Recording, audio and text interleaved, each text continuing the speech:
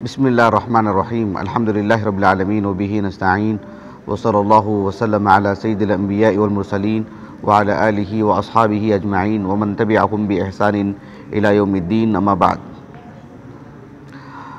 آج کی جو نشست ہے وہ یہ کہ آپ نے اشتہار میں دیکھا ہوگا، ہم نے جس موضوع سے متعلق آج گفتگو کرنی ہے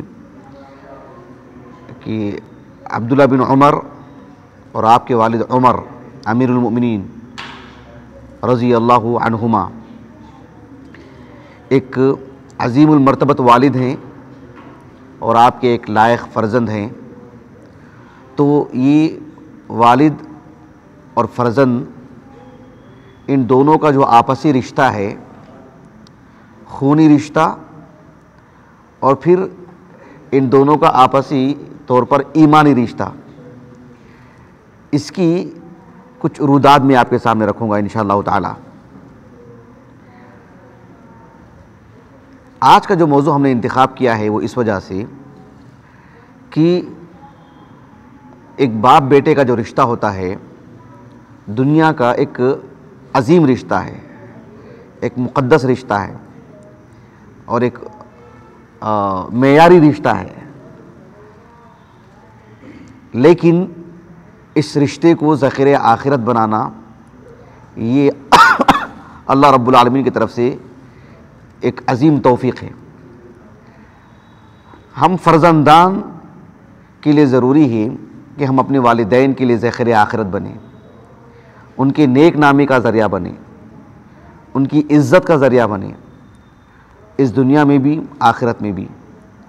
اللہ سبحانہ و تعالیٰ کے ہاں ہمارے ماں باپ کو بڑا مقام دیا جائے، اس کا ہم ایک سبب بن سکیں، اس کی ہمیں اللہ سے توفیق مانگنی ہے، اس کی کوشش کرنی ہے۔ اور پھر اللہ سبحانہ و تعالیٰ نے ہم ہی والد بنائے ہوں تو پھر ہم اپنے بچوں کی ایسی تربیت کریں، ایسی ذہن سازی کریں، ایسا ماحول دیں کہ وہ اللہ سبحانہ و تعالیٰ کے ہاں عظیم بنے اور ہمارے لیے بے ذخیرہ آخرت بنے۔ اسی مقصد کے تحت میں نے اس درس کا انتخاب کیا ہے کہ والدین کے لیے بھی اس میں خطاب ہے اور فرزندوں کے لیے بھی، اولاد کے لیے بھی اس میں خطاب ہے۔ تو میں یعنی میرے موضوع کی تشریح کی ہے، میں نے سمجھایا، وضاحت کی ہے میں نے کہ مجھے کہنا کیا ہے۔ اپنے موضوع کا آغاز کرنے سے پہلے بطور تمہید ایک اہم بات میں آپ کو یہ بتاؤں گا کہ ایک حدیث ہے، بہت ہی عام ہے، معروف ہے، سب جانتے ہیں، سنن ابی داؤد کی کتاب العلم اور سنن ترمذی کی ابواب العلم حدیث ہے۔ حدیث سندن صحیح ہے، امام ترمذی رحمہ اللہ نے اس حدیث کو حسن کہا ہے، شیخ البانی رحمہ اللہ نے بھی صحیح کہا ہے اس حدیث کو۔ ابو الدرداء رضی اللہ عنہ کہتے ہیں، حدیث کافی طویل ہے، مجھے پوری حدیث نہیں سنانی ہے، حدیث کا ایک قطعہ سنانا ہے مجھے، کہ آپ نے کہا کہ رسول اللہ صلی اللہ علیہ وسلم نے فرمایا کہ العلماء ورثۃ الانبیاء۔ کتنی معروف حدیث ہے یہ، بچپن سے سنتے آ رہے ہیں، سب جانتے ہیں۔ العلماء ورثۃ الانبیاء کیا مطلب اس کا؟ یعنی انبیاء علیہم السلام کے علماء وارثین ہیں، مطلب ان سے علم، عمل، دین، اللہ کی معرفت سب وہ نبی سے حاصل کرتے ہیں، گویا کہ نبی کے وارث ہیں وہ۔ اس لیے کہ انبیاء علیہم السلام وراثت میں بس یہی دے کے جاتے ہیں، مال وراثت میں دے کر نہیں جاتے ہیں۔ کہا کہ وَإِنَّ الْأَنْبِيَاءَ لَمْ يُوَرِّثُوا دِينَارًا وَلَا دِرْهَمًا۔ انبیاء علیہم السلام کی زندگی میں جو ان کے پاس معیشت کے لیے، زندگی کے گزران کے لیے جو کچھ رہتا ہے وہ بس بقدر کفاف، زندگی کا گزران آسانی سے نکل جائے اتنا ہی ان کے پاس رہتا ہے، پھر بھی کچھ بقایا ہو تو وہ بیت المال میں چلا جاتا ہے، ان کے وارثین میں منتقل نہیں ہوتا ہے۔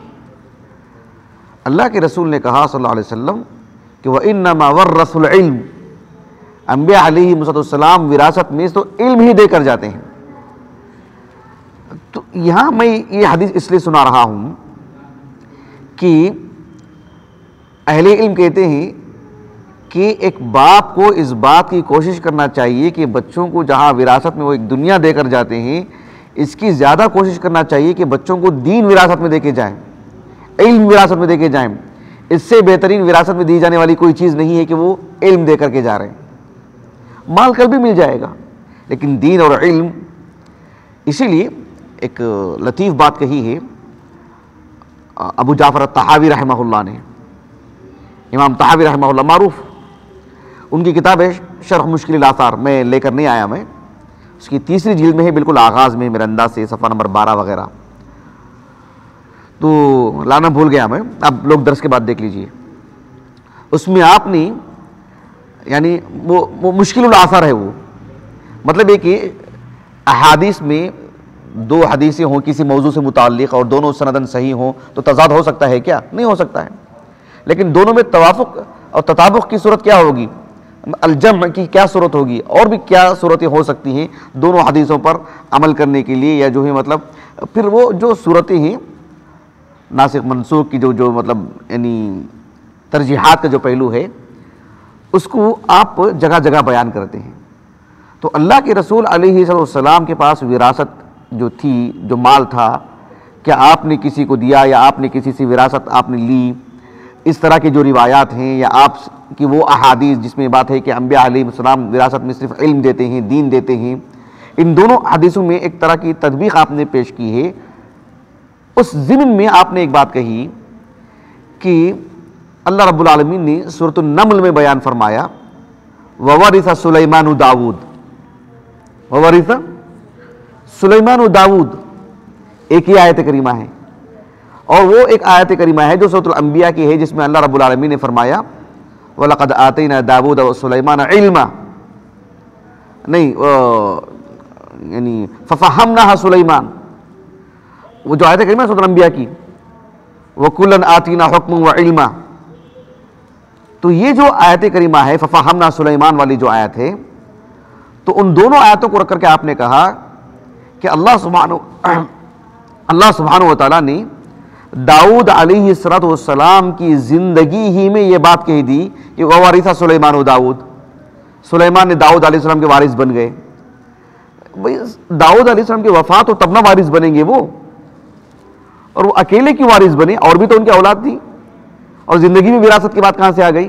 تو کہا کہ یہاں جس وراثت کی بات ہو رہی ہے وہ ہے العلم والحکمہ، العلم والحکمہ، یہ بات آپ نے کہی.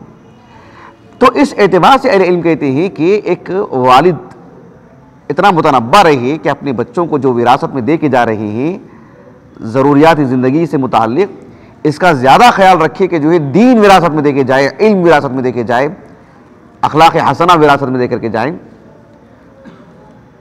ایک بات یہ ہو گئی. اپنے موضوع کو میں جو واضح کروں گا بھی آپ کے سامنے انشاءاللہ تعالی. میری تمہید کا ایک اور حصہ یہ ہے، ایک حدیث ہے صحیح مسلم کی کتاب الوصیہ میں، اور بہت معروف حدیث ابی ہریرہ رضی اللہ عنہ، اللہ کے رسول نے کہا صلی اللہ علیہ وسلم اذا مات الانسان انقطع عنہ عملہ، انقطع عنہ عملہ، جب تک انسان باحیات ہے اس کے لیے عمل کے دروازے کھلے ہوئے، متعدد دروازے. جب اس کی وفات ہو جاتی ہے تو پھر عمل کا دروازہ اس کے لیے بند ہے. اللہ کے رسول نے کہا صلی اللہ علیہ وسلم الا من ثلاثہ، 3 صورتیں تو وہاں بیان فرمائی ہیں، لیکن 3 صورتیں ہی نہیں ہیں، اور بھی زائد صورتیں ہیں، وہ ہمارا موضوع نہیں. لیکن اس حدیث میں اللہ کے رسول نے کہا صلی اللہ علیہ وسلم ایک یہ کہ الا من صدقۃ جاریہ. ایک اور بات کیا فرمائی آپ نے؟ علم ينتفع به، اس نے علم چھوڑ کے گیا ہو، اس کی پڑھنے پڑھانے والے ہوں تو پھر اللہ سبحانہ وتعالیٰ اس کو نفع پہنچاتے رہیں گے. او ولد صالح يدعو به، یا نیک اولاد ہو جو اس کے لیے دعا کرتے رہے.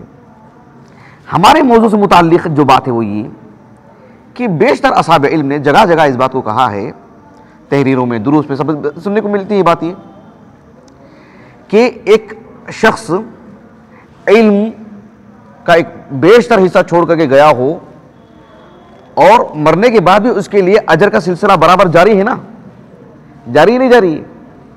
لیکن اگر کسی جو اپنی اولاد کو چھوڑ کر کے گئے ہوں کوئی والد، اور ان کی اولاد صاحب علم بھی ہو اور وہ علم انہوں نے اپنے والد ہی سے لیا ہو، تو پھر کتنی خیر کی بات ہوگی. ایک عالم دین ہے مثلا خطیب بغدادی کو لے لیجیے رحمہ اللہ، ان کی کوئی اولاد نہیں، لیکن ان کے علم سے کتنی امت فائدہ اٹھا رہی ہے، اور علم ينتفع بھی. اگر مان لیجیے کہ ان کی اولاد ہوتی، مطلب 7-8 بچے ہوتے، جیسے کسی عالم دین کے ہوتے ہیں 5 بچے ہوتے ہیں، 5 بچوں کو انہوں نے عالم دین بنا دیا ہو، اور وہ ان کے اولاد بھی ہیں، اور ولد صالح یدعو لہ، وہ بھی ہے، دعا بھی کر رہے ہیں، اور ان کے علم کو پہنچا بھی رہے ہیں، کہ دگنی بات ہو گئی نا، یہ فائدہ ہی فائدہ ہے۔ ایسے ہماری 1400 سالہ تاریخ میں ایسے آپ کو بیشتر گھر مل جائیں گے، سینکڑوں گھر مل جائیں گے جس میں ایسے ماں باپ آپ کو ملتے ہیں، سبحان اللہ، باپ بھی عظیم عالم دین، بیٹے بھی عظیم عالم دین۔ عمر کو لے لیجئے، ان کے فرزند عبداللہ بن عمر کو لے لیجئے، دونوں صحابہ میں، علماء صحابہ میں شمار ہوتے ہیں، مفتیان صحابہ میں شمار ہوتے ہیں، جلیل القدر علماء دین میں شمار ہوتے ہیں، عمر بھی، عبداللہ بن عمر بھی رضی اللہ عنہما۔ امام ابو داؤد السجستانی کو لے لیجئے، ان کے فرزند ہیں ابو بکر، ان کے جو فرزند ہیں، ان کی کتاب المصاحف ہمارے پاس۔ اب ابو حاتم الرازی رحمہ اللہ کو لے لیجئے، جلیل القدر عالم دین، ان کے فرزند عبد الرحمن ابن ابی حاتم الرازی، کتنی عظیم شخصیت ہیں۔ حافظ عراقی کو لے لیجئے آپ، عبد الرحیم العراقی کو، ان کے فرزند ابو زرع العراقی، دونوں فرزند اور والد دونوں لائق، دونوں عظیم المرتبت، دونوں بڑے علماء میں شمار ہوتے ہیں۔ ایسی ایک بڑی فہرست آپ کو مل جائے گی۔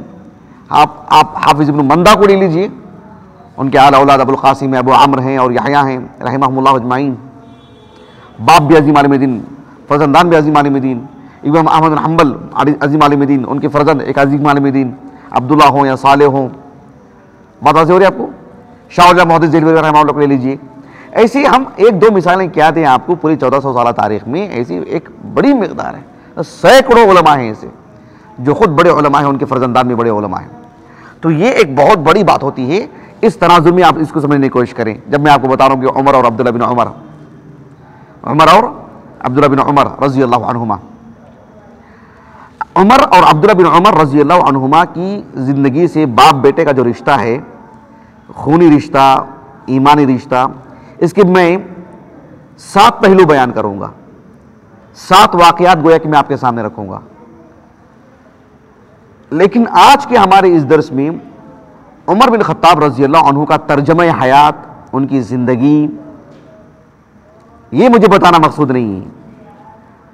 عبداللہ بن عمر بن خطاب رضی اللہ عنہ کا سوانح حیات، ان کی سیرت، وہ میرا موضوع نہیں ہے۔ اس پہلو سے دیکھیں گے تو آپ کو وہ باتیں میرے درس میں نہیں ملیں گی، کیونکہ وہ ہمارا موضوع نہیں ہے۔ بس چونکہ بات کا آغاز ہے تو بس مختصراً آپ کے سامنے بات رکھ دیتا ہوں۔ عمر بن خطاب رضی اللہ عنہ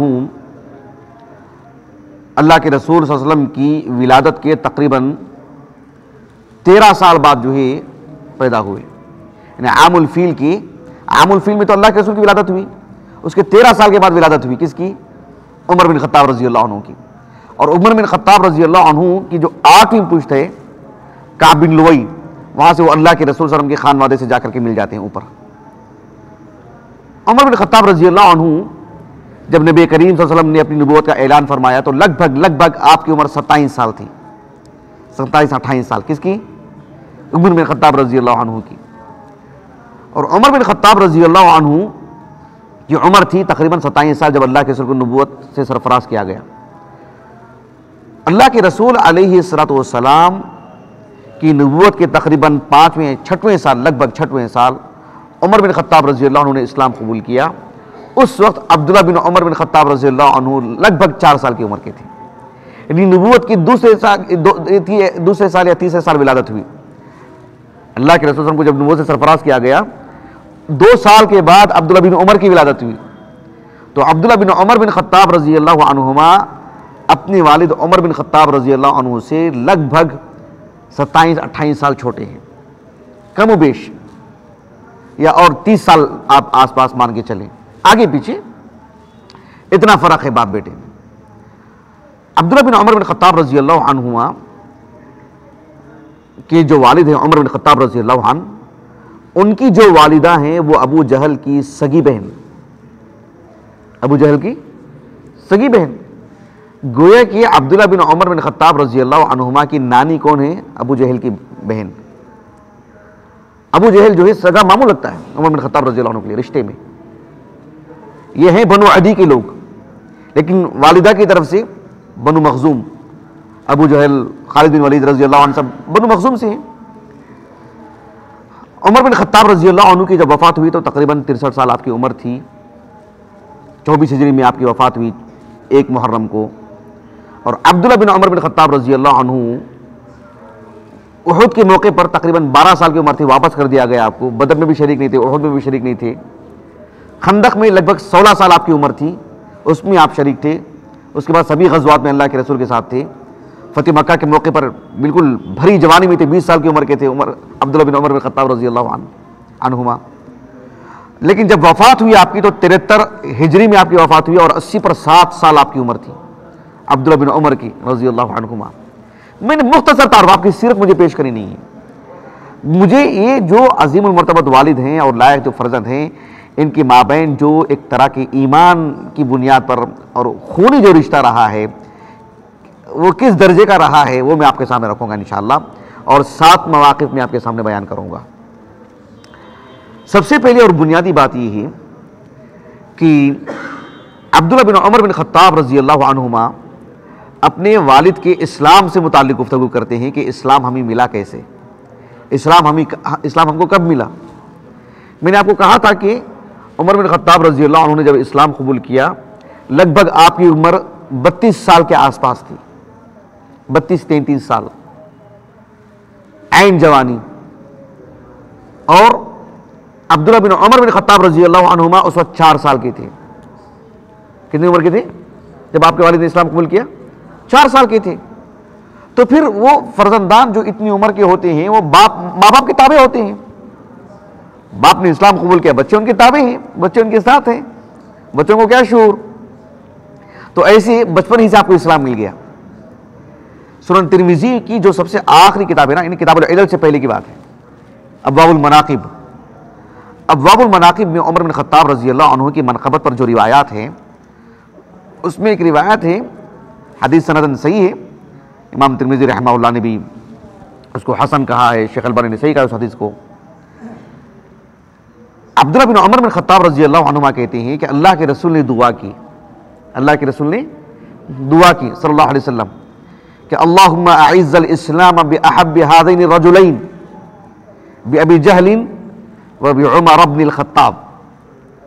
کہا کہ اے اللہ ان 2 لوگوں میں سے جو تیرے نزدیک زیادہ محبوب ہیں ان کی اسلام کی وجہ سے تو اسلام کو قوت عطا فرما، یعنی ان کو اسلام عطا فرما، وہ مسلمان ہو جائیں اور ان کا اسلام اور اہل اسلام کے لیے قوت کا ذریعہ بن جائے، اسے اسلام کو تقویت حاصل ہو جائے. بات واضح ہو گیا آپ کو؟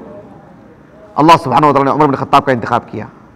یعنی عبداللہ بن عمر بن خطاب رضی اللہ عنہما نے اپنے والد سے متعلق ایک طرح کی، یعنی یہ بات بتانے کہ اسلام ہمیں کیسے ملا، ہمارے والد کو اپنے والد سے متعلق ایک خبر دے رہے ہیں. کہا کہ وَكَانَ أَحَبَّهُمَا إِلَيْهِ، اللہ رب العالمین کے نزدیک ان دونوں لوگوں میں سے میرے والد زیادہ محبوب تھے، میرے والد پسندیدہ تھے اللہ کے ہاں ابو جہل کے مقابلے میں. وَكَانَ أَحَبَّهُمَا إِلَيْهِ، اس لیے اللہ رب العالمین نے میرے والد کو اسلام عطا کیا اور یوں ہی ان کو اسلام مل گیا. اکرمہ تو بہت بعد میں اسلام قبول کیا نا، فتح مکہ کے بعد، فتح مکہ کے موقع پر اس کی کچھ بعد اسلام قبول کیا انہوں نے، اور بڑی عمر میں اسلام قبول کیا. لیکن اللہ سبحانہ و تعالیٰ نے آپ کے والد کو اسلام کے لیے پہلے دن سے چن لیا. 6 ہجری میں آپ نے اسلام قبول کیا، 6 نبوت میں اسلام قبول، نبوت کے 6ویں سال آپ نے اسلام قبول کیا، اور یہ چھوٹے تھے 4 سال کی عمر میں، اور اسی وقت آپ کو اسلام مل گیا عبداللہ بن عمر کو رضی اللہ عنہما. لوگوں میں ایک طرح کی افواہ تھی کہ عبداللہ بن عمر اپنے والد عمر سے پہلے اسلام قبول کر لیے. لوگوں میں ایک بات تھی، سمجھے آپ اس بات کو؟ صحیح بخاری میں یہ روایت کئی جگہ پر ہے. صحیح بخاری کی کتاب المغازی میں آپ باب غزوۃ الحدیبیہ میں اٹھا کر کے دیکھیں، آپ کتاب مناقب الانصار میں جگہ جگہ پر یہ حدیث موجود ہے. ابو عثمان النہدی رحمہ اللہ کے بارے تابعین میں سے، بلکہ مخضرمین میں سے ہیں وہ. اب یہ مخضرم کون ہیں؟ ہم نے مستقل محاضرہ دیا ہے یہاں پر، یوٹیوب پر موجود ہے الحمدللہ ہمارے وہ. تو ابو عثمان النہدی رحمہ اللہ کے بارے تابعین میں سے ہیں، عبد الرحمن نام تھا آپ کا، کنیہ سے مشہور ہیں.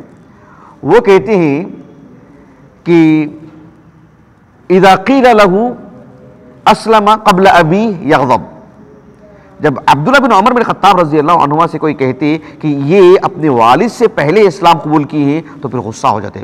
اتنی بہت غلط بات بتا رہے ہیں آپ، کتنی غلط بات ہے.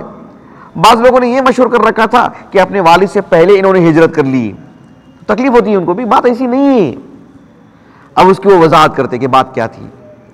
بات یہ تھی کہ حدیبیہ کے موقع پر، کس موقع پر؟ یعنی 6 ہجری کا واقعہ، حدیبیہ کے موقع پر ہوا ایسے کہ اللہ کے رسول علیہ الصلوۃ والسلام نے جب عثمان بن عفان رضی اللہ عنہ کو بھیجا تھا نا مکے کے اندر، آپ حدود حرم کے پاس کھڑے تھے حدیبیہ میں، آپ نے اندر بھیجا تھا حرم میں کفار سے بات کرنے کے لیے، اور یہ افواہ عام ہو گئی تھی کہ عثمان بن عفان رضی اللہ عنہ کو قتل کر دیا گیا ہے، آپ کو شہید کر دیا گیا ہے۔ اب ماحول ایسا بنا ہوا تھا کہ عمر بن خطاب رضی اللہ عنہ کو اندازہ ہو گیا کہ اب جنگ ہونے والی ہے۔ عمر بن خطاب رضی اللہ عنہ کو اندازہ ہو گیا تھا، یستلئم للقتال، یہ لفظ آتا ہے کہ عمر بن خطاب رضی اللہ عنہ جنگی لباس پہن رہے تھے، اور اپنے فرزند کو بلایا، عبداللہ بن عمر کو بلا کر کے کہا کہ دیکھو ایک فلاں انصاری صحابی ہے نا، ان کے پاس گھوڑا ہے، وہ گھوڑا لے کر کے آؤ، مجھے چاہیے۔ ان کے پاس گھوڑا ہے، گھوڑا لے کر کے مجھے چاہیے۔ پھر اچانک دیکھا کہ لوگ رسول اللہ صلی اللہ علیہ وسلم کے ارد گرد جمع ہو رہے ہیں تیزی سے، تقریباً 1,500 کے قریب لوگ تھے، بڑی تعداد میں لوگ اللہ کے رسول کے قریب جمع ہو رہے ہیں۔ عمر بن خطاب رضی اللہ عنہ نے اپنے فرزند عبداللہ بن عمر کو بلایا اور کہا کہ یا عبداللہ ما شأن الناس قد احدقوا الناس برسول اللہ صلی اللہ علیہ وسلم، میں جو گھوڑا لانے کے لیے بھیج رہا ہوں نا، پہلے یہ دیکھو کہ اللہ کے رسول کے ارد گرد لوگ جمع کیوں ہو رہے ہیں، کیا وجہ ہے؟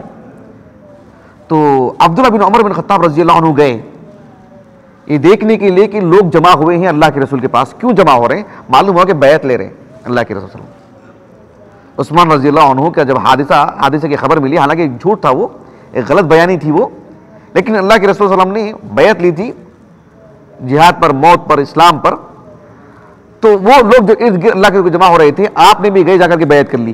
کون؟ عبداللہ بن عمر نے بیعت کر لینے کے بعد سیدھے عمر بن خطاب کے پاس نہیں ہے، پھر وہاں سے نکل کر کے سیدھا گئے وہ صحابی کے پاس، انصاری صحابی کے پاس، کہا کہ والد صاحب کہہ رہے ہیں کہ جو ہے وہ گھوڑا چاہیے۔ وہ گھوڑا لیا، آپ نے گھوڑا لے کر کے آئے اور آ کر کے اپنے والد صاحب عمر بن خطاب کو دیا، اور گھوڑا بھی دیا، اور یہ بھی کہا کہ اللہ کے رسول کے پاس جو لوگ جمع ہو رہے ہیں نا، اس کی بھی خبر لایا ہوں میں، وہ کہ بیعت کر رہے ہیں، اور میں نے بیعت کر لی۔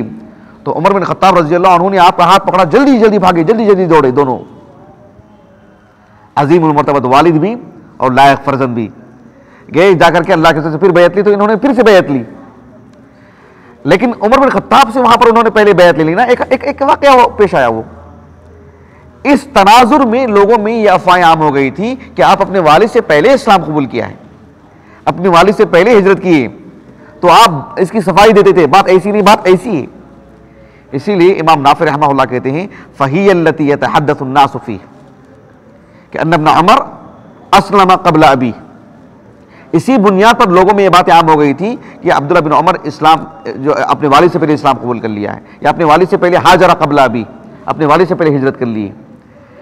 تو یہ ایک کتنا مطلب ایک یعنی حسن نظر آ رہا ہے باپ بیٹے کے رشتے میں کہ عمر بن خطاب رضی اللہ عنہ کے اسلام سے متعلق یہ ایک نہایت یعنی خوش طبعی کے ساتھ اس بات کو پیش کر رہے ہیں، اور حدیبیہ کے موقع پر عمر بن خطاب رضی اللہ عنہ اپنے فرزند سے سارے کام کروا رہے ہیں، گھوڑا منگوا رہے ہیں، اللہ کے رسول صلی اللہ علیہ وسلم کے پاس کیا حادثہ ہو رہا ہے، کیوں لوگ جمع ہو رہے ہیں، اس کی خبر لے رہے ہیں۔ یہ سب چیزیں جو ہے یہ عبداللہ بن عمر اور عمر بن خطاب رضی اللہ عنہ کے درمیان کا جو رشتہ ہے، یہاں پر یہ خونی رشتہ بھی ہے، آپ اپنے فرزند سے سارے کام کروا رہے ہیں، اس لیے کہ فرزند کو جو بول کر کے کام کروایا جاتا ہے دوسروں سے نہیں کام کروائے جاتے، اور یہ ایمانی رشتہ بھی ہے، سب ایمان کی بنیاد پر، اللہ کے دین کی بنیاد پر۔ یہ ایک پہلو ہے باپ بیٹے سے متعلق۔ ایک دوسرا پہلو یہ ہے، میں آپ کو جو سارے پہلو جو آپ کے سامنے رکھ رہا ہوں، یہ یعنی کیا کہتے ہیں اس کو، زمانی اعتبار سے کس سن میں کیا ہوا، اس اعتبار سے میں آپ کو بتانے جا رہا ہوں۔ آپ دیکھو کہ عمر بن خطاب رضی اللہ عنہ، ایک دوسرا موقع پیش کر رہا ہوں، اپنے فرزند کو ہمیشہ اپنے ساتھ رکھتے تھے، علمی مجالس میں شریک کرواتے تھے، اللہ کے رسول صلی اللہ علیہ وسلم کی مجلس میں عمر بن خطاب رضی اللہ عنہ اس کا اہتمام کرتے تھے کہ ان کے فرزند بھی رہیں، وہ بھی بیٹھیں، وہ بھی سنیں۔ ایسے نہیں کہ صرف عمر بن خطاب رضی اللہ عنہ، برابر اپنی مجلس میں، اللہ کے رسول کی مجلس میں ان کو جو شریک کروایا کرتے تھے۔ حالانکہ عمر بن خطاب رضی اللہ عنہ بڑی عمر کے شخص ہیں، آپ کی بیوی ہیں، آپ کے اعلیٰ اولاد ہیں، آپ کے بچے ہیں، آپ کو معیشت کے بارے میں بھی سوچنا رہتا ہے. تو آپ نے ایک انصاری سے بات کر لیے تھے کہ ایک دن آپ جو ہے التناوب جسے کہتے ہیں، التناوب فی العلم ہے نہیں، صحیح بخاری کی کتاب العلم میں ایک باب قائم کیا گیا ہے. ایک دن آپ اللہ کے ذکر کے مجلس میں بیٹھیں، میں جا کر کے اکتساب کروں گا، کما کر کے لاؤں گا. ایک دن آپ کمائی کریں، میں اللہ کے ذکر کے مجلس میں بیٹھتا ہوں. لیکن اپنے فرزند کو برابر اللہ کے ذکر کے مجلس میں دیکھنا پسند کرتے تھے. صحیح بخاری کی جو کتاب العلم ہے اس میں یہ حدیث امام بخاری رحمہ اللہ نے متعدد ابواب کے تحت لائے ہیں. باب قول المحدث حدثنا و اخبرنا اس میں بھی لائے ہیں، اور اسی طرح سے باب طرح الامام المسألہ علی اصحابہ لیختبر ما عنده من العلم اس باب کے تحت بھی لائے ہیں. باب الفهم فی العلم اس باب کے تحت بھی لائے ہیں. باب الحیاء فی العلم اس کے تحت بھی لائے ہیں. متعدد مقامات پر امام بخاری اس حدیث کو لائے. حدیث بہت معروف ہے. عبداللہ بن عمر بن خطاب رضی اللہ عنہما کہتے ہیں کہ ایک مجلس جمی ہوئی تھی مسجد میں. اس میں ابو بکر تھے، عمر تھے، ابو ہریرہ تھے، بلال تھے، انس بن مالک تھے، اور خود آپ تھے رضی اللہ عنہ اجمعین. حافظ بن حجر رحمہ اللہ نے ان سب صحابہ کے نام ذکر کیے ہیں. یہ سب صحابہ موجود تھے اس میں. مطلب بہت بڑی تعداد تو نہیں تھی صحابہ کی، کم و بیش 10 کے قریب افراد تھے. اس میں سے عمر اور عبداللہ بن عمر یہ بھی تھے. نبی کریم صلی اللہ علیہ وسلم کے پاس جمار لایا گیا. جمار یعنی کھجور کا جو درخت ہوتا ہے نا، بالکل جو اس کا ابھی جو ابتدائی حصہ ہوتا ہے، درخت پودا لگایا گیا ہو، ابھی بالکل تناور درخت نہیں بنا ہے، آغاز ہی ہے اس کا. تو وہ جو اس کا کیا کہتے ہیں تنا جو ہوتا ہے نہیں، بالکل کولا جو ہوتا ہے، وہ بھی کھاتے ہیں. ان کی غذا ہے، وہ کس طرح سے کھاتے ہیں وہ ہم نے کبھی دیکھا نہیں. میں نے ابھی اس سفر میں دیکھنے کی بہت کوشش کی لیکن وہ ہو نہیں پایا، کیونکہ بالکل فصلیں تیار تھیں. ایسا کوئی مطلب درخت نہیں تھا جسے دکھا سکے کہ بھائی یہ جمار ہے. لیکن وہ لوگ وہاں پر کھاتے ہیں، اس کا سالن بھی بناتے ہیں وغیرہ، بہت کچھ کرتے ہیں. تو اللہ کے رسول کے سامنے وہ جمار لایا گیا. آپ اس کو تصویر میں دیکھ سکتے ہیں. وہ جیسے لایا گیا تو آپ سب نے وہ آیت کریمہ پڑھی سورۃ ابراہیم کی. کون سی آیت کریمہ ہے؟ کلمہ طیبہ سے متعلق. ضرب اللہ مثلا کلمۃ طیبۃ کشجرۃ طیبۃ اصلها ثابت وفرعها فی السماء. تو یہ جو آیت کریمہ ہے، اس آیت کریمہ کو اللہ کے رسول نے پڑھا صلی اللہ علیہ وسلم، اور جمار آپ نے تناول بھی فرمایا.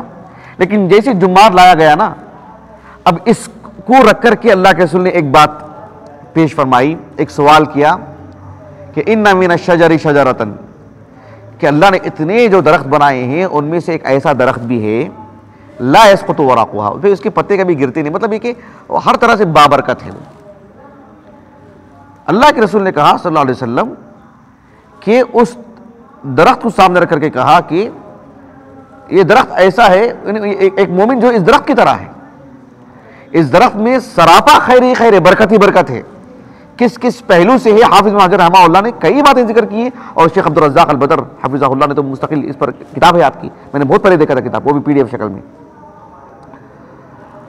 تو اللہ کے رسول نے کہا کہ ایک مومن کی مثال اس درخت کی طرح ہے. کہا کہ حدثونی ما ہی، وہ کون سا درخت ہے ذرا بتائیے. عبداللہ بن عمر کہتے ہیں رضی اللہ عنہما، مجلس میں جو لوگ بیٹھے ہوئے تھے، فوقع الناس بشجر البوادی، صحابہ کے دل و دماغ میں جو وہاں پر حاضرین جو موجود تھے، یہاں کا درخت، وہ درخت، یہ درخت، کچھ جنگلوں کا اور یہاں وہاں کا کسی درخت کا نام لے رہے تھے. وہ درخت ان کے دل و دماغ میں کام کر رہا تھا. لیکن میرے دل میں بات آ گئی تھی کہ وہ النخلہ ہے، کیونکہ میں نے جمار دیکھ لیا تھا. میں نے کہا کہ اسی بنیاد پر بات ہو رہی ہے، اسی پر گفتگو ہو رہی ہے. قرینہ جو تھا نا اس سے آپ نے وہ معلوم کر لیا.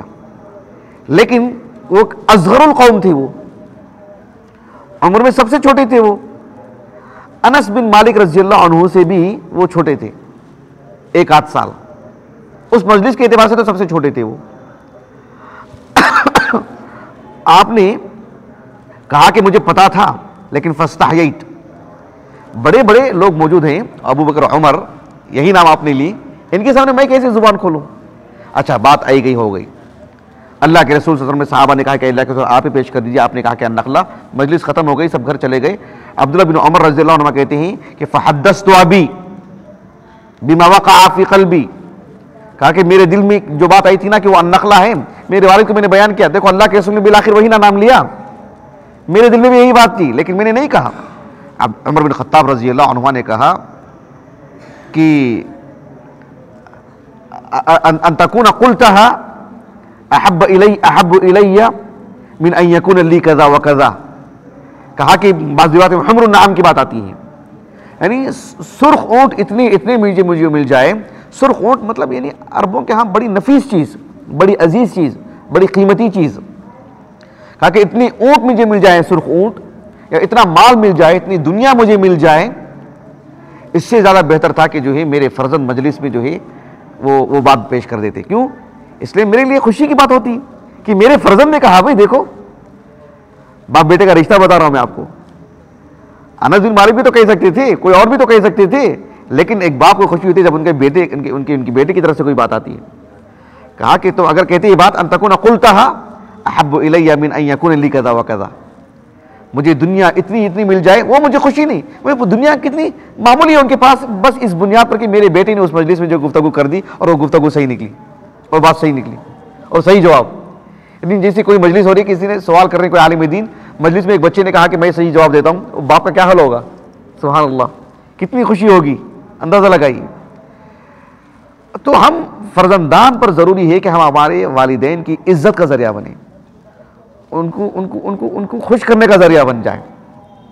اس کا اہتمام ہونا چاہیے. اور ہمارے بچوں سے متعلق ہمیں یہ بات کوشش کرنی چاہیے کہ ہمارے بچے ہمارے لیے ذخیرہ آخرت بن جائیں. طرفین کی طرف سے بات ہونی چاہیے. ایک دوسرا موقف ہے جو میں نے آپ کے سامنے رکھا ہے، یہ تقریباً 7 ہجری کے بعد کا واقعہ ہے. وہ حدیبیہ کا واقعہ تھا، یہ 7 ہجری کے بعد کا واقعہ ہے. کیوں؟ اس لیے کہ اس مجلس میں ابو ہریرہ کا بھی نام آتا ہے رضی اللہ عنہ، اور آپ 7 ہجری میں اسلام قبول کیے. بات واضح ہوئی آپ کو؟ اب کب کا واقعہ بالذات نہیں معلوم ہے، لیکن 7 ہجری کے بعد کا واقعہ ہے. ایک اور پہلو، یہ عظیم المرتبت والد اور جو لائق فرزند کا جو رشتہ ہے، خونی رشتہ اور ایمانی رشتہ. ایک حدیث ہے سنن ترمذی کی ابواب الطلاق واللعان میں، عبداللہ بن عمر بن خطاب رضی اللہ عنہما کہتے ہیں کہ کانت تحتی امرأۃ، میری زوجیت میں ایک خاتون تھی، ایک عورت تھی، احبھا، انتہا درجے کی مجھے محبت تھی مجھے میرے اپنی بیوی سے، لیکن وکان ابی یکرہھا، میرے والد کو ناپسند تھی وہ بات، میرے والد پسند نہیں کرتے تھے اس خاتون کو. ہوا کیا؟ فامر ابی ان اطلقها، میرے والد نے کہا کہ میں اس کو طلاق دے دوں. ایک طرف والد ہیں، اور عمر بن خطاب رضی اللہ عنہ کی جو شخصیت ہے نا، سبحان اللہ، اتنی باروب، صرف باہر والے نہیں، گھر کے اندر بھی جو آپ کی اپنی بیوی تھی، آپ کی اپنی آل اولاد تھی، ان میں بھی ایک طرح کی مطلب روب تھا، ان میں بھی ہیبت تھی. لیکن بیوی کی محبت اتنی غالب تھی، کہا کہ فابیت، میں نے انکار کر دیا کہ میں نہیں کروں گا، میں طلاق نہیں دوں گا. کس نے کہا؟ عبداللہ بن عمر نے کہا کہ میں طلاق نہیں دوں گا. اور بات اتنی ہی نہیں، وہ تو عہد النبوہ ہے نا، نبی موجود ہے نا. جھٹ سے سیدھے اللہ کے پاس چلے گئے. فذکرت ذلک للنبی صلی اللہ علیہ وسلم، میں نے اللہ کے رسول سے کہا کہ دیکھیے اللہ کے رسول، میرے والد کہہ رہے ہیں کہ میں اپنی بیوی کو طلاق دے دوں، کتنا بڑا مطالبہ مجھ سے. اللہ کے رسول علیہ السلام نے عمر بن خطاب سے پوچھا تک نہیں کہ بھئی ایسے آپ نے کیوں کہا، کیا دیکھا، کیا بات تھی. آپ نے عبداللہ بن عمر سے کہا کہ یا عبداللہ بن عمر طلق امراتک، اپنی بیوی کو طلاق دے دو. اور ہوا ہی ایسے. اب اس میں جو اہل علم جو باتیں بتاتی ہیں وہ یہ کہ جو ہے عبداللہ بن عمر بن خطاب رضی اللہ عنہما سے متعلق عمر بن خطاب رضی اللہ عنہ زیادہ بہتر جانتے ہیں، اپنے فرزند کو، اپنے گھر کی خبر آپ کو زیادہ ہے. اور عمر بن خطاب رضی اللہ عنہ کتنی عظیم الشان شخصیت ہیں، علم کے اعتبار سے، فقہ کے اعتبار سے، تقویٰ کے اعتبار سے، بصیرت کے اعتبار سے، کہ اللہ کے رسول صلی اللہ علیہ وسلم نے تائید کی آپ کی. بہت ممکن ہے کہ جو ہے بیوی کے ساتھ زیادہ تعلق کی وجہ سے، بیوی کے ساتھ زیادہ گھر میں رہنے کی وجہ سے ہو سکتا ہے کسی نیکی پر اثر پڑا ہو اس کا. یہ نہیں کہ اس عورت میں کوئی عیب ہے، عورت بری ہے، نہیں، یہ پہلو بھی ایک ہو سکتا ہے. عمر بن خطاب نے اسی بات کہہ دی. لیکن اس حدیث کو رکھ کر کے اہل علم نے جو فقہی مسئلہ بتاتے ہیں وہ یہ کہ جو ہے اگر اس میں عبد الرحمن مبارک پوری رحمہ اللہ نے کہا کہ اگر والد کہتے ہیں کہ جو ہے بیٹے کو طلاق دینے کے لیے ان کی بہو کو تو طلاق دے دینا چاہیے. اگر ماں کہتی ہے تو وہ آگے بدرجہ اولا، اس لیے کہ اللہ کے رسول نے کہا کہ امک امک امک، ماں کا زیادہ مقام ہے، ماں کہتی تو کر لینا چاہیے. لیکن جمہور اہل علم کہتے ہیں کہ یہ موقف درست نہیں ہے، اس لیے کہ حالات پر جاتی ہے بات، ہر گھر ایک جیسا نہیں ہوتا ہے. حافظ ابن رجب الحنبلی رحمہ اللہ کی جو ذیل طبقات الحنابلہ ہے نا، ہمارے پاس کبھی دیکھا ہوگا آپ نے، طبقات الحنابلہ، اس کی ذیل جو ہے، جو ذیل ہے، تو امام احمد بن حنبل رحمہ اللہ کے تلامذہ کا جو ترجمہ حیات آپ نے لکھا ہے حروف الہجا کی ترتیب سے، وہ درس کے بعد آپ لوگ مراجعہ کر کے وہاں سے لکھ لیں. سندھی نہیں، سندھی ایک تلمیذ سے آپ کے پڑوسی ہوں، احمد بن حنبل رحمہ اللہ کے ایک پڑوسی ہوں اور آپ کے تلامذہ میں سے ہیں. ابو بکر الخواتیمی البغدادی، بارہا امام احمد بن حنبل رحمہ اللہ کے گھر آنا جانا ہوا کرتا تھا. اچھے گہرے روابط تھے آپ کے. عمر بن خطاب احمد بن حنبل رحمہ اللہ سے متعدد مسائل بھی آپ نے بیان کی. امام سندھی رحمہ اللہ تو وہ کہتے ہیں کہ ایک شخص آیا، آ کر کے امام احمد بن حنبل رحمہ اللہ سے کہا کہ میرے والد کہہ رہے ہیں کہ میں اپنی بیوی کو طلاق دے دوں. تو کہا کہ نہیں، لا تطلق امراتک، کہا کہ اپنی بیوی کو تم طلاق مت دو. کہا کہ لیکن میرے والد کہہ رہے ہیں کہ عمر بن خطاب رضی اللہ عنہ نے اپنے فرزند سے کہا طلاق دینے کے لیے، تو آپ نے طلاق دی، اس لیے اللہ کے رسول نے کہا کہ طلق امراتک. کہا کہ حتی یکون ابوک مثل عمر، کہا کہ تمہارے والد عمر جیسے ہوں تب دب دینا. تمہارے والد عمر جیسے ہیں کیا، اور تم عبداللہ بن عمر ہو کیا؟ یعنی تم عبداللہ بن عمر بنو اور وہ تمہارے والد جو ہے عمر بنے، تب جو ہے مطلب یہ قضیہ جو ہے بالکل برابر رہے گا. بات سمجھ میں آپ کو؟ تو ایسا نہیں کہ ماں باپ اپنی خواہشات کی بنیاد پر جو ہے کسی سے جھگڑا ہو گیا، کسی سے وہ لڑکے کے سسرال والے سے کوئی ان کی بنتی نہیں ہے، کچھ جھگڑا ہو گیا، کوئی معاملہ ہو گیا ہے، اس بنیاد پر بیٹے پر جو ہے مطلب ظلم کریں اور کہیں کہ جو اپنی بیٹی کو طلاق دے دو، خامخواہ اس لڑکی پر ظلم. ایسا سب نہیں ہوگا.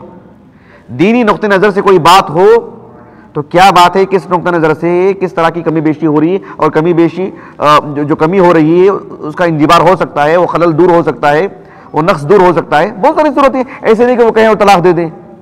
جمہور اہل علم یہی کہتے ہیں. شیخ بن باز، شیخ ابن عثیمین رحمہ اللہ اجمعین، دور حاضر کے جو علماء ہیں، کبار علماء، ان سب کے فتاوی اسی قبیل سے، متقدمین کی فتاوی بھی یہی جو ہے راجح موقف ہے. بات واضح ہوگی آپ کو. لیکن ہمارے موضوع سے متعلق جو بات ہے وہ یہ ہے کہ عمر بن خطاب نے اپنے فرزند سے جو بات کہی، دیکھو اس معاملہ کتنی بڑی بات ہے. الموسوعہ الفقہ الکویتیہ میں اس مسئلے سے متعلق تفصیلی معلومات ہیں، آپ جا کر کے دیکھ سکتے ہیں. غالباً جلد نمبر 7 وغیرہ کچھ ہے، ہمارے پاس یہ 45 جلدوں میں، اس میں آپ دیکھ سکتے ہیں. کہنے کا مقصود یہ ہے کہ یہ باپ بیٹے کا رشتہ دیکھو کہ عمر بن خطاب رضی اللہ عنہ اپنے بیٹے سے کتنا قریبی تعلق، کتنا گہرا لگاؤ کہ آپ اپنے بیٹے سے کہہ رہے ہیں کہ طلق امراتک، اور اللہ کے رسول اس کی تائید کر رہے ہیں. مطلب اس گھرانے کی قوت دیکھیے آپ. بات واضح ہوگی آپ کو. تو عمر بن خطاب رضی اللہ عنہ اپنے بیٹے سے مطلب کتنی گہری نگاہ رکھتے تھے، ان کے دین سے متعلق، ان کی عاقبت سے متعلق، ان کی نجات کو لے کر. ایک باپ بیٹے کا جو سچا پیار ہوتا ہے، مخلصانہ جو تعلق ہوتا ہے، یہ ایک موقف ہے. کتنے موقف ہم نے آپ کے سامنے بیان کیے ہیں؟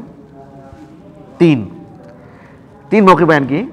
اچھا، ایک چوتھا موقف یہ امام احمد حنبل رحمہ اللہ کی المسند ہے. اس سے متعلق میں آخر میں بھی ایک بات بتاؤں گا آپ کو انشاءاللہ تعالی. لیکن ایک چوتھا موقف جو میں آپ کو بتا رہا ہوں وہ یہ ہے کہ آپ دیکھو کہ اللہ کے رسول علیہ السلام جب مکے سے مدینے کو ہجرت کر کے آئے تو آپ نے یہودیوں سے معاہدہ کیا نا آپ نے، لیکن بنو قینقاع، بنو نذیر، پھر بنو قریظہ، ان سب نے عہد شکنی کی. ان کو جب جلاوطن کیا گیا، بنو قریظہ سے متعلق قتال ہوا، قتل کیا گیا ان کے رجال کو.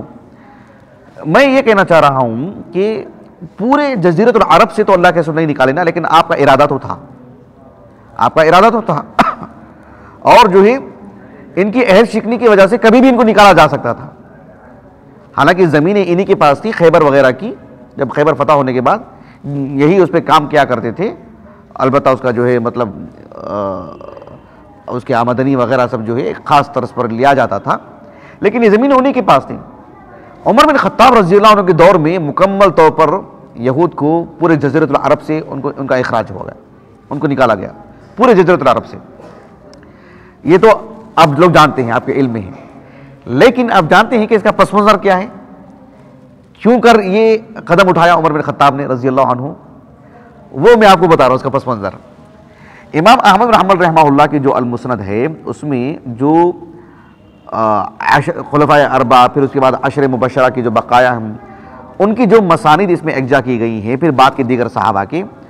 عمر بن خطاب رضی اللہ عنہ کے یہ جو شیخ شعیب ارناؤت رحمہ اللہ، ان کے زیر اشراف جو کام ہوا ہے نا 52 جلدوں میں مسند احمد بن حنبل، اس اعتبار سے جلد نمبر 1 ہے اور صفحہ نمبر ہے 251, شاملہ میں بھی یہی ہے, اس کا PDF بھی ہے, آپ لوگ بعد میں نقل کر لیں, میں آپ کو پڑھ کے سناتا ہوں. امام احمد بن حنبل رحمہ اللہ کہتے ہیں کہ حدثنا یعقوب قال حدثنا ابی عن ابن اسحاق قال حدثني ابن اسحاق یعنی محمد بن اسحاق مدلس ہیں, لیکن انہوں نے سماع کی صراحت کی ہے, تحدیث یہاں پر ثابت ہے. کہتے ہیں کہ قال حدثني نافع مولى عبد الله بن عمر ان عبد الله بن عمر. پس منظر پہ غور کیجیے, میں پوری روایت نہیں بتانا چاہ رہا ہوں آپ کو, ہمارے موضوع سے متعلق جو بات ہے وہ آپ اپنے سامنے رکھیں. عبداللہ بن عمر کہتے ہیں رضی اللہ عنہما کہ خرجت انا والزبیر والمقداد بن الاسود الى اموالنا بخیبر نتعاہدها, کہ میں زبیر ابن عوام اور مقداد ابن الاسود, وہ دونوں سابقین اولین میں سے ہیں, ہم تینوں خیبر کی طرف گئے, اس لیے کہ خیبر کی زمین جو تقسیم کی گئی نا, مطلب مجاہدین میں جو دی گئی تھی نا, تو ہم اپنی زمین کا جو حصہ ہے اس کی دیکھ بھال کے لیے, اس کی نگرانی کے لیے کیا صورتحال ہے, کیا حالت میں ہے, وہ دیکھنے کے لیے ہم گئے تھے, ہم تینوں خیبر کے پاس مدینے سے. ہوا کیا, فلما قدمناها تفرقنا فی اموالنا, جب ہم وہاں پر گئے خیبر میں, تفرقنا فی اموالنا یعنی وہ ان کی زمین کی طرف چلے گئے, وہ ان کی زمین کی طرف چلے گئے, سب ہم پھیل گئے, بٹ گئے ہم. قال فعودی علی تحت اللیل وانا نائم علی فراشی, میں رات میں سو رہا تھا میرے بستر پر, اچانک کچھ لوگ آئے, مجھ پر حملہ کر دیے. ففدعت یدای من مرفقی, حتیٰ کہ جو ہے یہاں سے میری ہڈی کھسک گئی, مطلب ہاتھ پیر توڑ دیے انہوں نے میرے, یہ صورتحال ہو گئی. فلما اصبحت استصرخ علی صاحبایا فاتیانی فسالانی عمن صنع هذا بک, صبح ہوئی تو میرے ساتھی آئے اور آ کر کے دیکھا کہ کیا صورتحال ہو گئی ہے. بہرحال میں نے کہا کہ بھئی مجھے تو کچھ نہیں معلوم ہے, کون آ کر کے گئے, کیا مارے, کون کیے, نہیں معلوم ہے, لیکن فاصلح من یدی, میرے ہاتھ کو درست کر دی انہوں نے, ہڈی تو جوڑ دی انہوں نے, ہڈی تو میری جوڑ دی انہوں نے. لیکن ثم قدموا بی علی عمر, پھر عمر بن خطاب رضی اللہ عنہ کے پاس لے کر کے آئے اور سارا مسئلہ ان کے سامنے رکھا. تو عمر بن خطاب رضی اللہ عنہ نے سنتے ہی کہا کہ ھذا عمل یہود, یہ یہودیوں نے کیا ہوگا یہ. اب اس کے بعد دیکھو, آپ نے لوگوں کو جمع کیا, بہت ممکن ہے جمعہ کا خطبہ بھی رہا ہو یا عام ایسے لوگوں کو جمع کیا, لیکن قام فی الناس خطیبا, لوگوں کے سامنے کھڑے ہوئے اور آپ نے خطبہ ارشاد فرمایا اور کہا کہ یا ایھا الناس ان رسول اللہ صلی اللہ علیہ وسلم کان عامل یہود خیبر علی ان نخرجهم اذا شئنا. ہم نے اللہ کے رسول کی حدیث سنائی کہ اللہ کے رسول نے ان کے ساتھ معاملہ کیا, ایک معاہدہ تھا, اور معاہدہ اسی بنیاد پر تھا کہ جو ہے ہم جب چاہیں گے ان کو نکال سکتے ہیں. کسی کی کھیتی ہے, وہ کسی کو دیتا ہے مزارات پر, اور معاہدہ ایسا ہوا ہو کہ آپ کام کیجئے, میں جب چاہوں گا آپ سے نکالوں گا. اگر وہ کام شروع بھی کر دیا ہے بہت کچھ, تب بھی ہم چاہے تو اسے نکال سکتے ہیں, لیکن اس کا وہ خرچہ ہم دے دیں گے. یہی ایسا میں نقطۂ نظر سے صحیح بخاری میں بھی روایت ہے, لیکن میں یہاں سے کیوں سنا رہا ہوں, یہ پس منظر وہاں نہیں ہے, یہ اتنی ساری تفصیلات وہاں نہیں ہیں. حالانکہ حدیث صحیح بخاری میں موجود ہے, کتاب المشار میں دیکھ سکتے ہیں آپ انشاءاللہ. کیا بولا تھا میں, کتاب الشروط میں, کتاب الشروط میں دیکھیں آپ, وہ حدیث موجود ہے. میں کون سی کتاب بولا تھا, نہیں, کتاب المشارہ کا کوئی کتاب نہیں ہے, کتاب الشروط میں ہے. ہاں, اس میں دیکھیے کہا کہ اللہ کے رسول نے یہی تو معاہدہ کیا تھا نا کہ آپ کام کرتے رہیں, لیکن جب چاہیں گے ہم نکالیں گے. آپ نے کہا وقد عدوا علی عبداللہ ابن عمر ففدعوا یدیہ کما بلغکم. اب تم لوگوں کو خبر ملی ہی نہیں ملی ہے, دیکھو ہمارے فرزند کے ساتھ کیا معاملہ کیا انہوں نے, ہمارے فرزند کے ساتھ کیسا معاملہ کیا, ہاتھ پیر توڑ دی, زیادتی کی ان کے ساتھ. اب یہ برداشت نہیں ہوگا, اب ان کو یہاں سے نکالا جائے گا, اور علی الفور نکالا آپ نے. اس سے پہلے بھی کچھ حادثات آپ کو ایسے ملے تھے. یعنی ایک باپ بیٹے کا جو رشتہ ہے, جو جذبات ہیں, یعنی کس قدر آپ کو تکلیف ہوئی اپنے فرزند کو اس حالت میں دیکھ کر کے. ایسا نہیں کہ آپ نے خواہشات پر عمل کرتے ہوئے اپنے فرزند کے نام پر ایسا کیا ہو, لیکن ایک بات یہ ہے کہ آپ کے وہ فرزند بھی ہیں. عبداللہ بن عمر ایک عام مسلمان ہے, ایک عام مومن ہے, ساتھ میں آپ کے گھر کے فرد ہیں, آپ کے فرزند ہیں. یہ بھی تو آپ کے سامنے ایک منظر ہے, اور حدیث رسول بھی ساتھ دے رہی ہے. آپ نے مکمل طور پر ان کا اخراج کیا. آپ نے پس منظر میں آپ کو بتا رہا ہوں باپ بیٹے کا جو رشتہ ہے. صحیح بخاری کی جو کتاب الشروط ہے, اس کا میں آپ کو حدیث نمبر بول دیتا ہوں, آپ لوگ بعد میں دیکھ لیجئے, 2730 کتاب الشروط میں, آپ لوگ بعد میں دیکھ لیں اس کو. کتنے موقع میں نے بیان کیا آپ کے سامنے, 4. 4 موقع بیان کی بس. اچھا ایک اور موقع، 5واں موقف، کہ عمر بن خطاب رضی اللہ عنہما کی جب وفات ہوئی تو وہ جو حادثہ ہے مطلب اس میں کئی باتیں ہیں. عمرو بن میمون رحمہ اللہ کبار تابعین میں سے ہیں، بلکہ وہ مخضرم ہیں وہ، تو انہوں نے تفصیل سے بات بیان کی ہے کہ عمر بن خطاب رضی اللہ عنہما کی وفات سے پہلے میں مدینے میں تھا.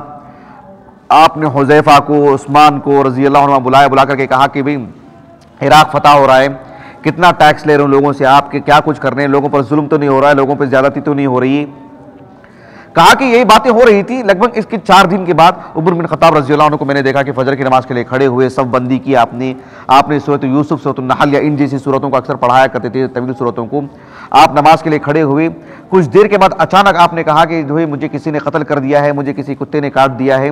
پھر ہوا یہ کہ جو ہے ایک شخص نے، جو ابو لیل فیروز تھا، اس نے جو ہے آپ کو جو ہے وہ جو چھرا تھا وہ گھومتے تھے پیچھے سے، اور جو لوگ آئے تھے سامنے اس کو پکڑنے کے لیے، تقریباً 7 افراد کو وہیں پر اس نے قتل کر دیا تھا اس نے، ابو لیل فیروز، اور دوڑ نکلا وہ. عمر بن خطاب رضی اللہ عنہ نے جو ہے عبد الرحمن بن عوف کو بلا کر وہ نماز پڑھائے. لوگوں کو پیچھے پتہ ہی نہیں تھا کہ کیا ہو رہا ہے، بس آواز رک گئی تھی، آواز نہیں آ رہی تھی لوگوں کو. نماز ہوئی، نماز ہونے کے بعد جو ہے عمر بن خطاب رضی اللہ عنہما کو لے جایا گیا، ایک جگہ لٹایا گیا، اور آپ کو جو ہے کچھ مشروب دودھ وغیرہ پلاتے تو انتڑی سے نکل جاتا تھا. وہ اتنا بڑا حادثہ ہوا تھا. میں یہ سب تفصیلات نہیں بتا رہا ہوں آپ کو، ہمارے موضوع سے متعلق جو بات یہ ہے کہ بعد میں معلوم ہوا کہ جو کس نے قتل کیا ہے. عبداللہ بن عباس کو فوراً بھیجا کہ جا کر کے دیکھ کر کے آؤ کہ کس نے قتل کیا ہے. تو کہا کہ اس نے، ابو لولو فیروز نے کہا کہ اچھا وہ لوہار اس نے پیش کیا ہے. تو عبداللہ بن عمر بن خطاب رضی اللہ عبداللہ بن عباس رضی اللہ عنہ نے آ کر کے خبر دی. اور عباس رضی اللہ عنہ ان کے پاس کئی عجمی غلام تھے، اور یہ اکثر منع کرتے تھے عجمی کو ہاں جمع کرنے سے. اس لیے نہیں کہ جو عرب اور عجم کی تفریق کے لیے ایک ماحول جو تھا نا، خالص عربی ماحول، کتاب و سنت، اس کے نصوص کی تحفظ کے لیے، ایک ثقافت جو تھی نا اس کی حفاظت کے لیے، تو یہ عجمیوں کی کثرت سے ایک طرح سے نالاں تھے عمر بن خطاب رضی اللہ عنہ. تو کہا کہ عبداللہ بن عباس سے تمہارے پاس یعنی تمہارے والد کے پاس اتنے عجمی جو نوکر چاکر ہیں، میں نے کتنا منع کیا کہ بھئی کیوں اتنے ہیں یہاں پر. تو کہا کہ آپ بولے تو ہم ان کو سب کو قتل کر دیں گے، ایسے کہا تھا عبداللہ بن عباس نے. کہا کہ بھئی نہیں، یہ تو غلط سوچ ہے. وہ سب کلمہ پڑھے ہوئے ہیں، اسلام قبول کیا ہے، نمازیں پڑھ رہے ہیں، حج کر رہے ہیں، آپ ان کو قتل کریں گے، یہ تو غلط بات ہے. وہ پہلے سوچنا چاہیے تھا آپ کو. بہرحال یہی صورتحال تھی. اب یہاں سے ہمارے موضوع کے متعلق جو بات ہے وہ بات میں آپ کو سناؤں گا. اب دیکھیں، عمر بن خطاب رضی اللہ عنہ لیٹے ہوئے ہیں.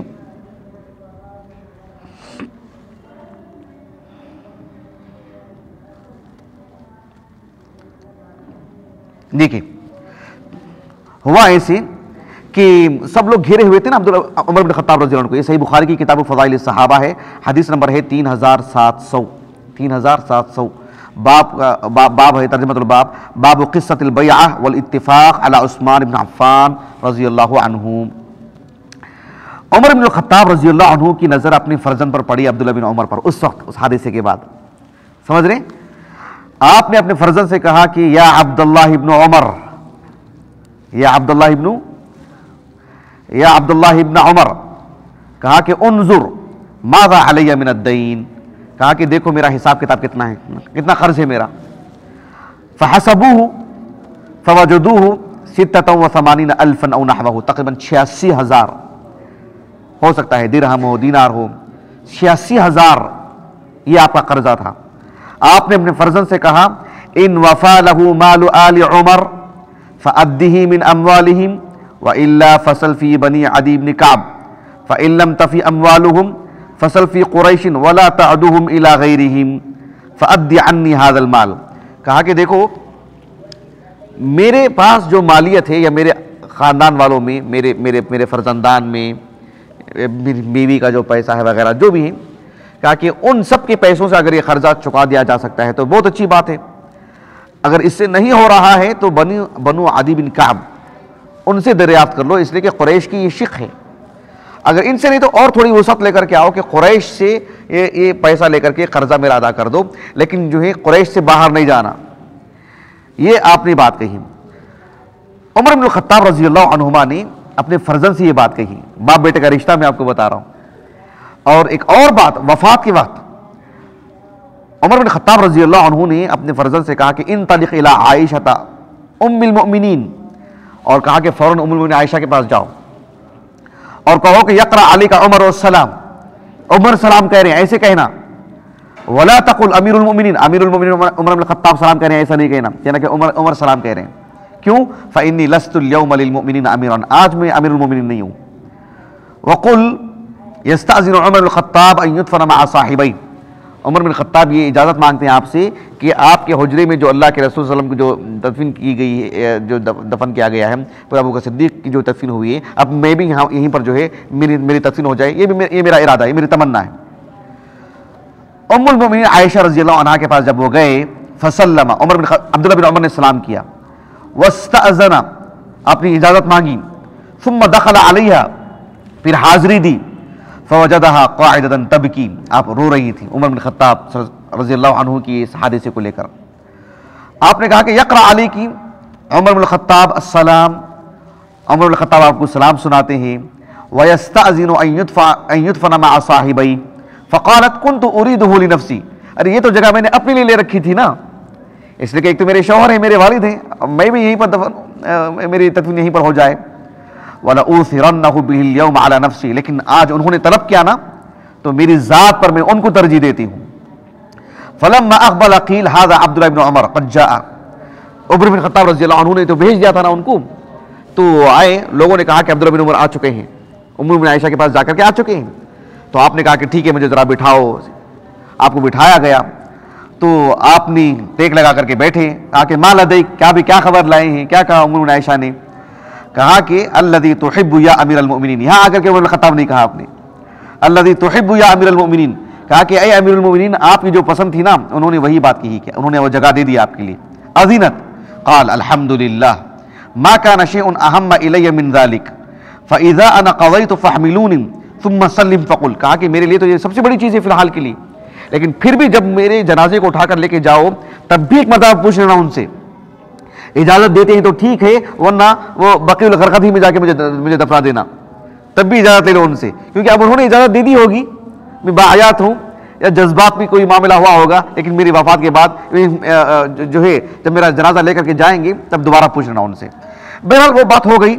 اب دیکھو ایک اور بات جو عمر بن خطاب اور عبداللہ بن عمر سے جڑی ہوئی بات ہے کہ ابھی عمر بن خطاب رضی اللہ عنہ کی ابھی وفات نہیں ہوئی تھی، تو وہاں کھڑے ہوئے افراد تھے، انہوں نے کہہ دیا کہ آپ وصیت کر دیجئے کہ اب آپ کے بعد امیر المومنین کون ہوں گے. آپ نے کہا کہ دیکھو ایک طرف میرے پاس اللہ کے رسول کا کردار ہے، آپ نے یعنی کسی کو بنائے نہیں تھے آپ نے، اور ایک طرف ابو بکر کا کردار ہے، انہوں نے میرا نام جو ہے انہوں نے نامزد کر کے چلے گئے تھے، اب میرے سامنے دونوں کردار موجود ہیں، اب خاموش رہے. بہرحال لوگوں کے کہنے کی وجہ سے آپ نے کہا کہ جب اللہ کے رسول کی وفات ہوئی تو جو 10 مبشرہ تھے اس میں سے ابو بکر کا انتقال ہو گیا تھا، ابو عبیدہ بن الجراح کا انتقال ہو گیا تھا، اور آپ کی یہ صورتحال ہے. باقی بچے 7، آپ نے 7 نام لیے، زبیر بن عوام کا، علی بن ابی طالب کا، عثمان بن عفان کا، سعید بن زید کا، عبد الرحمن بن عوف کا، ان سب کے نام آپ نے لیے. ان سب کے نام لے کر کے آپ نے کہا کہ اس میں عبداللہ بن عمر بھی ہوں گے، لیکن کس اعتبار سے؟ یہ اس کے امیدوار نہیں ہوں گے کہ خلیفہ کون بنیں گے، بس یہ مشاورت میں رہیں گے، بس اس میں شریک رہیں گے معاملے کو حل کرنے کی حد تک. یہ بات کہی ہے عبداللہ بن عمر بن خطاب رضی اللہ عنہ کے حق میں. دیکھو ان کا میں جملہ پڑھ کر کے آپ کو سنا دیتا ہوں. آپ نے کہا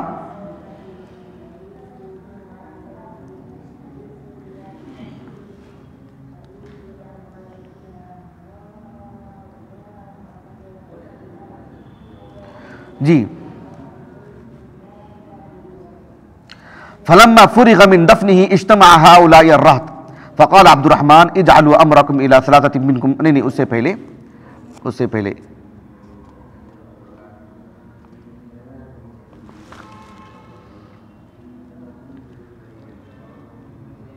یہاں ہے، دیکھیے عمر بن خطاب رضی اللہ عنہ نے کہا کہ ما اجد احق بهذا الامر من هؤلاء النفر او الرهط الذين توفي رسول الله صلی اللہ علیہ وسلم وهو عنهم راض فسمى عليا وعثمان والزبير وطلحة وسعدا وعبد الرحمن وقال يشهدكم عبد الله بن عمر وليس له من الامر شيء.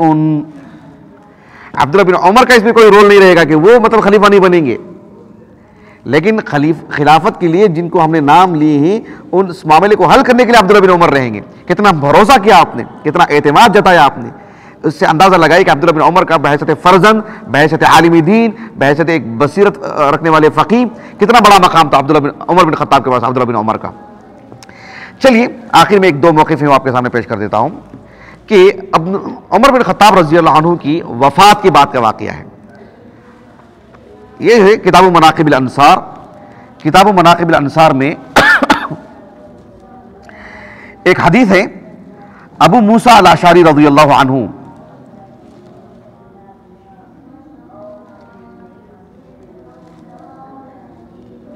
ابو موسیٰ الاشعری رضی اللہ عنہ، ان کے جو فرزند ہے نا ابو بردہ، ان کا نام جو ہے غالباً عامر بتایا جاتا ہے اختلاف کے ساتھ، لیکن اتنی بات تو پکی ہے کہ یہ عمر بن خطاب رضی اللہ عنہ کی خلافت کے اواخر میں یا عثمان بن عفان رضی اللہ عنہ کی خلافت کے آغاز میں ان کی ولادت ہوئی۔ اس کا مطلب یہ ہے کہ عمر بن خطاب رضی اللہ عنہ کا زمانہ نہیں پایا انہوں نے، یا پایا ہے تو بالکل ان کی زندگی کے آخری دنوں میں، بالکل چھوٹی عمر کے تھے وہ۔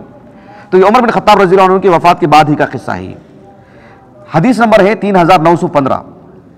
حدیث میں غور کیجیے، ابو بردہ جو ابو موسیٰ الاشعری رضی اللہ عنہ کے فرزند ہیں وہ کہتے ہیں قال علی عبداللہ ابن عمر، مجھ سے عبداللہ بن عمر نے کہا هل تدری ما قال ابی لابیک، میرے والد نے ایک موقع پر آپ کے والد سے ایک بات کہی تھی، پتا ہے نہیں پتا ہے آپ کو؟ کہا کہ جو ہے بتا دیجئے کیا بات ہے، مجھے نہیں معلوم ہے۔ کہا کہ میرے والد نے، عمر نے آپ کے والد ابو موسیٰ سے ایک مرتبہ کہا تھا یا ابا موسیٰ هل يسرك اسلامنا مع رسول الله صلی اللہ علیہ وسلم وهجرتنا معه وجهادنا معهم وعملنا كله معهم برد لنا وان كل عمل عملناه بعدهم نجونا منه كفافا رأسا برأس۔ میرے والد نے کہا تھا آپ کے والد سے کہ ہم نے اللہ کے رسول کے زمانے میں ایمان لائے، نمازیں پڑھی، بہت کچھ نیکیاں کی، ہم نے اسلام کے سربلندی کے لیے بھاگ دوڑ کی، سب کچھ کی۔ ہم چاہتے ہیں کہ اللہ کے ہاں ہماری وہ نیکیاں مقبول ہو جائیں، اسی بنیاد پر ہمارا حساب کتاب ہو۔ اللہ کے رسول کے بعد ہم نے جو بھی کیا ہے یہ سب جو ہے مطلب نظر انداز کر دیا جائے، نہ ہم کو اس کا اجر چاہیے نہ گناہ چاہیے، بھی کچھ بھی نہیں چاہیے ہم کو، جو اللہ کے زمانے میں کہتے ہیں ہم کو بس اسی پر مل جائے ہم کو اجر۔ کیا یہ ہمارے لیے خوشی کی بات نہیں؟ ابو موسیٰ الاشعری رضی اللہ عنہ نے کہا کہ نہیں، لا واللہ میں اس سے خوش نہیں ہوں، قد جاہدنا بعد رسول اللہ صلی اللہ علیہ وسلم، ہم نے اللہ کے رسول کے بعد جہاد کیا ہے، وصلینا وصمنا وعملنا خیرا کثیرا، اللہ کے رسول کے بعد ہم نے نمازیں پڑھی، روزے رکھے، بہت کچھ نیک اعمال کیے، واسلم علی یدینا بشر کثیر، سینکڑوں لوگوں نے ہمارے ہاتھ پر اسلام قبول کیا ہے، وَإِنَّا لَنَرْجُو ذَلِكَ، میں تو اس کی بھی وہ نیکی بھی مجھے چاہیے، وہ اجر بھی مجھے چاہیے۔ ایسے آپ کے والد نے میرے والد سے کہہ دیا تھا، لیکن میرے والد نے کہہ دیا تھا کہ نہیں، میں تو اللہ کے رسول کے زمانے میں جو میں نے کیا نا آپ کی زندگی میں، میں تو چاہتا ہوں کہ بس اسی کا حساب کتاب ہو میرا۔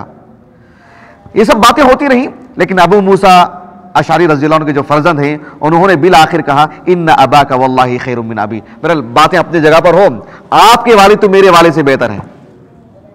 میرے والد کون ہے؟ ابو موسیٰ الاشعری۔ آپ کے والد کون ہے؟ عمر۔ اس معاملے میں نہیں، ہر معاملے میں آپ کے والد کی ہر سوچ، ہر بات، ہر پہلو میں آپ کے والد میرے سے بہتر ہی، میرے والد سے۔ تو آپ کی وفات کے بعد بھی عبداللہ بن عمر بن خطاب رضی اللہ عنہ اپنے والد سے متعلق متعدد باتیں کیا کرتے تھے، جو ایک طرح کا باپ بیٹے کا جو رشتہ ہوتا ہے، خونی ہو یا ایمانی رشتہ ہو۔ اس کے لیے میں نے کچھ جھلکیں آپ کے سامنے رکھی ہیں۔ آج کی اس نشست سے متعلق ایک آخری بات وہ یہ ہے کہ عمر بن خطاب رضی اللہ عنہ، ان کی جو فرزند ہیں عبداللہ بن عمر، ان دونوں کا ایک آپسی اس پہلو سے بھی رشتہ ہے کہ عبداللہ بن عمر بن خطاب رضی اللہ عنہما اپنے والد سے صرف باپ ہونے کی حیثیت سے متاثر نہیں تھے، اتنا ہی نہیں، باپ ہونے کے اعتبار سے، گھریلو اعتبار سے ہوتے نہیں کہ بیوی سے کیسا رشتہ ہوتا ہے، پڑوسیوں سے کیسا رشتہ ہوتا ہے، رشتہ داروں سے کیسا رشتہ ہوتا ہے، دوستوں سے کیسا رشتہ ہوتا ہے، ان کی نمازیں، ایک بیٹا نظر رکھتا ہے نا۔ تو کہا کہ اس اعتبار سے وہ متاثر تھے کہ میرے والد بہترین باپ، بہترین شوہر وغیرہ وغیرہ، لیکن اس پہلو سے بھی کہ میرے والد کا جو علم ہے، میرے والد کی جو بصیرت ہے، میرے والد صاحب کے پاس جو اللہ رب العالمین کی دین کا جو علم ہے اس سے بھی متاثر، عمر بن خطاب کے اجتہادات سے متاثر۔ اسی لیے اہل علم کہتے ہیں کہ عبداللہ بن عمر بن خطاب رضی اللہ عنہما کے جو فتاوے ہیں وہ اس بات پر دلالت کرتے ہیں کہ تقریباً عمر بن خطاب رضی اللہ عنہ کے ہم آہنگی، اتنی متاثر ہو اپنے والد سے، ہر پہلو میں متاثر۔ حتیٰ کہ آپ دیکھو کہ صحیح بخاری میں ایک حدیث ہے باب الفہم فی العلم، اس میں امام مجاہد رحمہ اللہ، کون؟ امام مجاہد رحمہ اللہ کہتے ہیں، دیکھو حدیث ہے، حدیث نمبر غالباً 72 ہے صحیح بخاری کی کتاب العلم میں، یہ حدیث سامنے رکھے اپنی،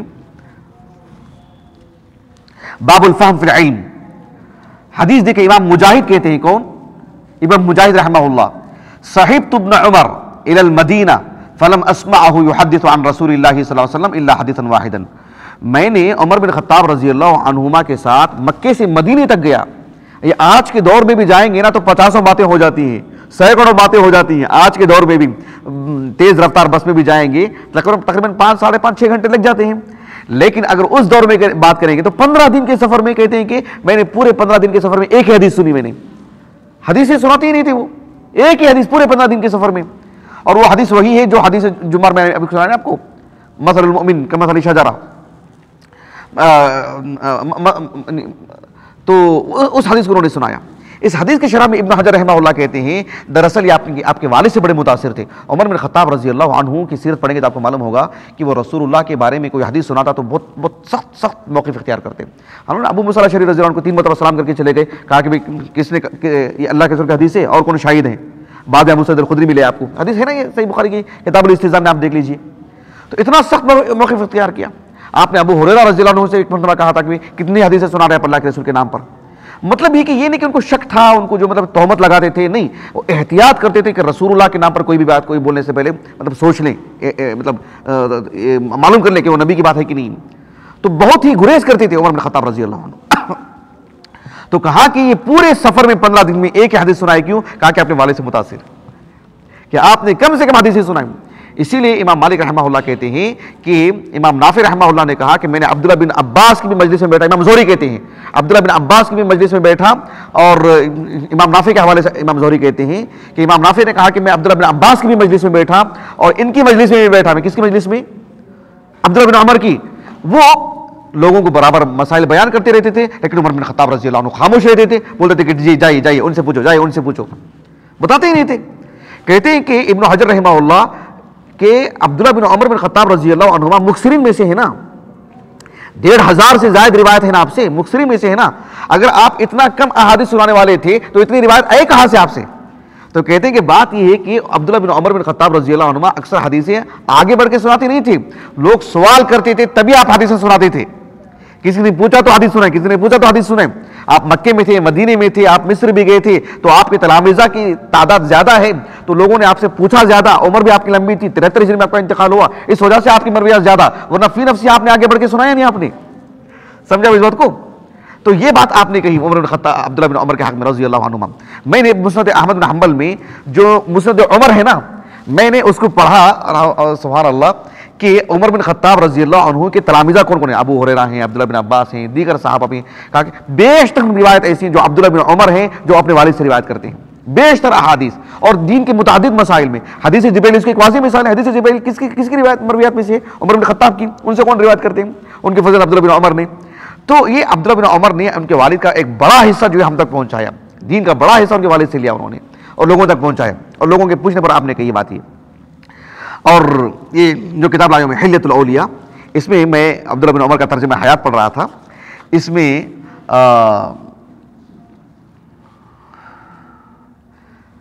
زید بن اسلم رحمہ اللہ کے جو والد اسلم القرشی العدوی، ان کا میں قول پڑھ رہا تھا، وہ میں آپ کو سنا دیتا ہوں. آپ نے کہا کہ ما ناقۃ اضلت فصیلها فی فلات من الارض باطلب لاثره من ابن عمر لعمر بن الخطاب رضی اللہ تعالی عنہما.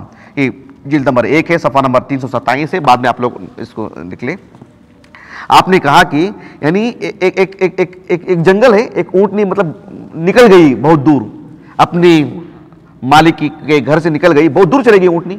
ویسے اونٹنی عام طور پر آئے گی نہیں، لیکن مان لیجیے کہ اونٹنی جب تلاش کرتی ہے، یہ عربوں کا معاملہ ہے، وہ بہتر جانتے ہیں کہ اونٹنی کے اندر کیا کیا صفات ہوتی ہیں. کہ ایک اونٹنی جتنا اپنے نشانات کو دیکھتے ہوئے آتی ہے کہ میں کہاں جانا ہے، کدھر جانا ہے، مالک کا گھر کا ہے، کتنی وہ ٹھوس تلاش کرتی ہے، وہ مطلب سمجھ رہے ہیں کتنی گہری نگاہ رکھتی ہے. کہا کہ اس سے کہیں زیادہ عبداللہ بن عمر اپنے والد عمر کے اجتہادات پر، ان کے فتاووں پر، ان کے نظریات پر، ان کے خیالات پر گہری نگاہ رکھتے تھے کر کے یہ بات آپ نے کہی ہے.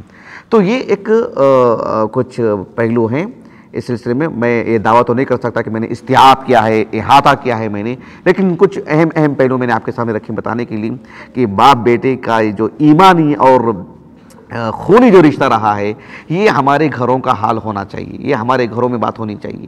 اپنی بچوں کے لیے ہم صرف کھانے پینے کا بندوبست نہیں کرنا چاہیے، ان کے لیے پہننے اوڑھنے کا یا عام تعلیم کا، بلکہ ایک ماحول ایسا ہونا چاہیے کہ ان کے لیے دین بھی برابر کا ہو، بلکہ دین غالب ہو۔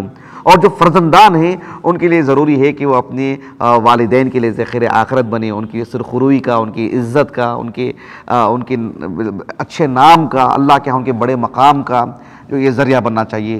والدین کے لیے کبھی بھی رسوائی کا ذریعہ نہیں بننا چاہیے۔ اللہ تعالیٰ سے دعا ہے کہ اللہ سبحانہ و تعالیٰ ہمیں لائق فرزند، اور اللہ سبحانہ و تعالیٰ ہمیں باپ بنائے ہوں تو ہمیں ایک لائق باپ بننے کے اللہ ہمیں توفیق دے، سعادت دے۔ سبحانک اللہم و بحمدک، اشہد ان لا الہ الا انت، استغفرک و اتوب الیک۔